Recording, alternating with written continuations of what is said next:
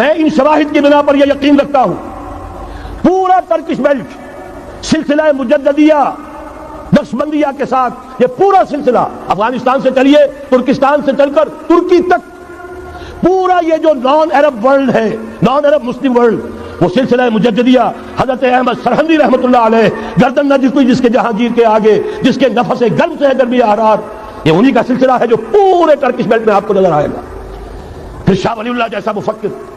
بہرحال یہ تمام شواہد ہیں اور میرے لیے تو سب سے بڑے شواہد جو ہے اب وہ احادیث دیکھیے جو حضور نے بیان فرمائی. جب یہ مارکا گرم ہوگا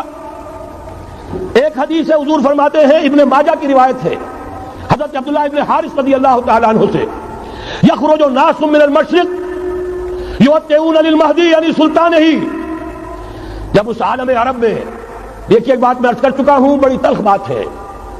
عالم عرب ہمارا بہتر حصہ ہے افضل حصہ ہے ان کو اللہ نے فضیلت ہم سے بہت زیادہ دی ہے. سب سے بڑی فضیلت کہ محمد خود صلی اللہ علیہ وسلم عرب تھے یہ رتبہ بلند ملا جس کو مل گیا. پھر مستقل فضیلت اللہ کا کلام ان کی زبان میں موجود ہے مادری زبان. لہذا اگر انہوں نے کوتاہی کی انہوں نے پیٹھ دکھائی بہت بڑے مجرم ہے اس میں کوئی شک نہیں اور یہی وجہ ہے یہ سارے ملاحد وہی ہونے ہیں. لیکن اس کے بعد پھر ان کے لیے فوجیں جائیں گی مشرق سے خون اسماعیل آ جائے گا آخر جوش میں اور کوئی حضرت مہدی وہ آئیں گے اور اٹھیں گے اور قیادت کریں گے دجال سے مقابلہ کریں گے اور اس ملاحم کے اندر قیادت فرمائیں گے. لیکن ان کی مدد کے لیے مشرق سے فوجیں آئیں گی. گویا کہ پہلے مشرقی کسی ملک میں یہ نظام قائم ہو چکا ہوگا کوئی ایسی طاقت وجود میں آ چکی ہوگی کہ جب وہاں بھٹی دہکے گی تو وہاں کے مسلمانوں کی امداد مشرقی ممالک سے جائے گی. اور ایک دوسری حدیث میں یہ تو ترمذی کی روایت ہے کتب حدیث میں تیسرے نمبر پر کتاب یہی ہے صحیح بخاری صحیح مسلم پھر یہ جامع ترمذی اس میں حضرت ابو ہریرہ سے روایت ہے یخرج من خراسان رایات سود. خراسان میں بتا چکا ہوں حضور کے زمانے کا خراسان افغانستان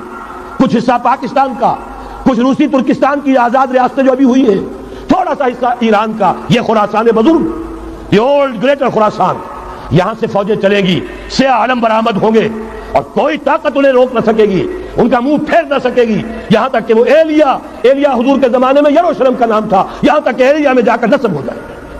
گویا کہ یہ جو ہمارے ہاتھ سے نکلا ہے قبضے سے پہلے بھی عربوں کے ہاتھوں سے نکلا تھا بیت المقدس یروشلم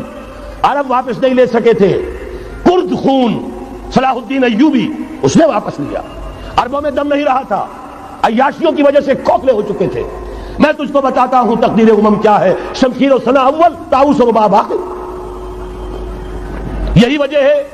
کہ تقریباً 20 صدی کے بعد ان کی حکومت ختم. آسمارا حق موت در خون بارت برزمی برزوال ملک مستعصم امیر المومنین یہ ہوا کہ نہیں ہوا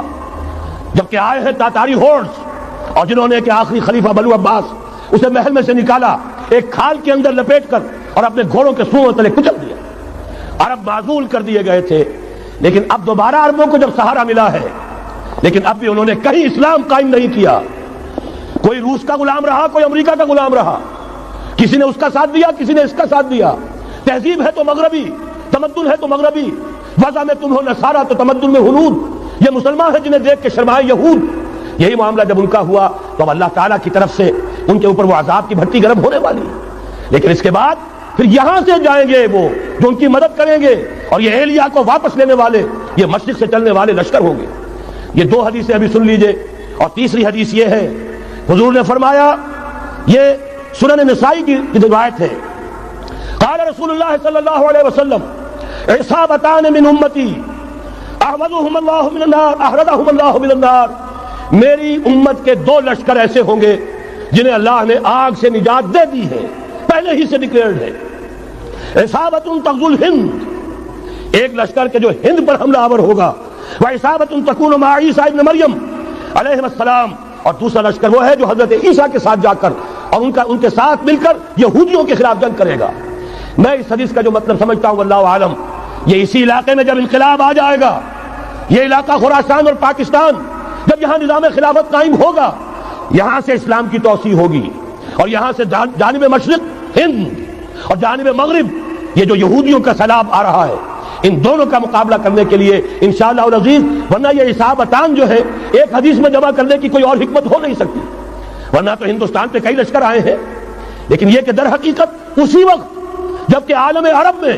وہ بھٹی دہکے گی، اسی وقت یہاں انقلاب آ چکا ہوگا، ایک طرف یہاں سے مدد کے لیے لشکر جائیں گے کہ جو مسلمان عرب جو ہیں ان کی مدد کریں گے، حضرت مہدی کے جھنڈے تلے لڑیں گے، حضرت مہدی کی حکومت کو مستحکم کریں گے، جو اتبعون للمہدی، دوسری طرف وہ ہندوستان کی طرف پیش قدمی کریں گے، اور یہیں سے جیسے اس وقت سیلاب نکلا تھا جزیرہ نما عرب سے، ایک داہنی طرف ایک بائیں طرف، ایران، افغانستان، ترکستان، ادھر مصر، لیبیا، الجزائر، مراکش، موریتانیہ، اسی طریقے سے انشاءاللہ اسی علاقے سے اس کا آغاز ہوگا اور بات آگے بڑھے گی۔ تو غرض اثر حاصل کیا ہے؟ یہ ہونا ہے، پچھلے آثار ثابت کر رہے ہیں کہ ہونا ہے، حضور کی احادیث بتا رہی ہے کہ یہی سے ہونا ہے۔ ہوا صرف یہ ہے ہم بھٹک گئے، ہمیں اپنی منزل یاد نہ رہی کہ آج ہمارا حال یہ ہے، ہماری قیادت، ہماری سیاست ان لوگوں کے ہاتھ میں ہے کہ وہ فریب خوردہ شاہی کے پناہ و کرگسوں میں، اسے کیا خبر کہ کیا ہے، تب وہ تاب جاویدانہ، ان کی تہذیب مغربی، ان کی ذہنیت مغربی، ان کی وضاقتہ مغربی، ان کا تمدن مغربی، ان کی سوچ مغربی، ان کے سارے اطوار مغربی، لہذا در حقیقت ایک تو یہ کہ ان سے چھٹکارا پانا، اور دوسرے یہ کہ در حقیقت مغرب کی تمام طاقتوں کو للکارنے کے لیے اس قوم کے اندر سے جذبہ ایمان، جذبہ جہاد کو برآمد کرنا، یہ دو کام ہیں جو کرنے ہیں، اور اگر ہم یہ کر لیں گے، جیسا کہ میں نے آیت آپ کو سنائی تھی، اللہ کا کوئی وعدہ غیر مشروط نہیں، ایمان اور عمل صالح، ایمان اور جہاد، یہ وعدے کرو، پورے کرو گے تو اللہ کا وعدہ بھی پورا ہوگا۔